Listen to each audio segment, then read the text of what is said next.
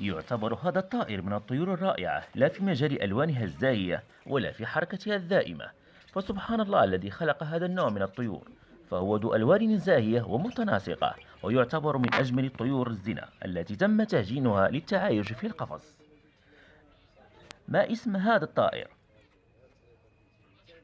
هل ينتج هو كذلك مثل الباجي والكناري والحسون؟ كم عدد البيض التي تضع الأنثى؟ ما هو العمر الافتراضي له؟ كل هذه الأسئلة تجدون أجوبتها بعد الفاصل. أنا أبو مكرم من قناة محترف الطيور.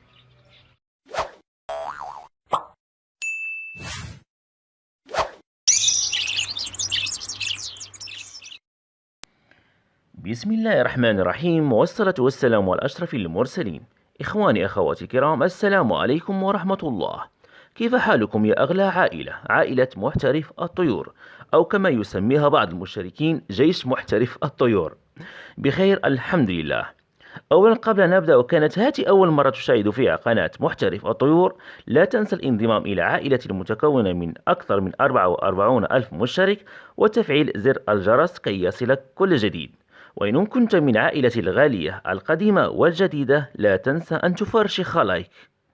إذا على بركة الله.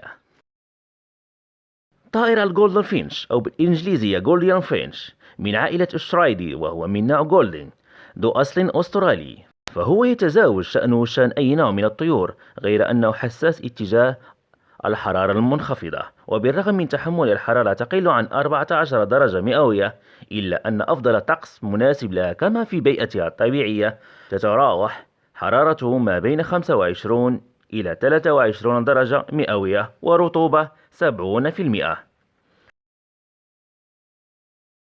تنتج طيور الجولدن فينش من 3 إلى 8 بيضات، وغالبا من 4 إلى 6 بيضات، كما أن فترة الحضن في اكتمال وضع البيض تصل إلى 16 أو 21 يوم على حسب موضع القفص في المنزل. بعدها يخرج الفرخ من العش بعد اليوم 20 أو اليوم 23.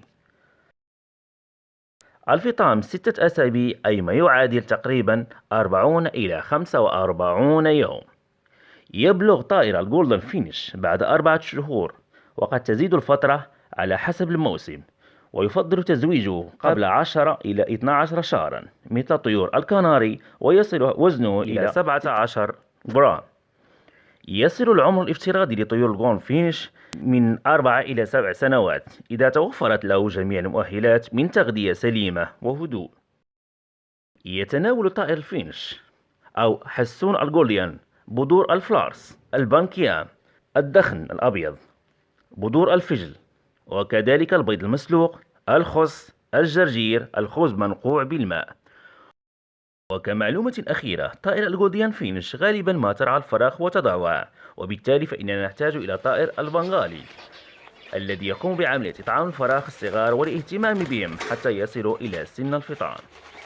إن استفدت من هذه الحلقة لا تنسى دعمي بلايك ونشر الفيديو كي يستفيد غيرك.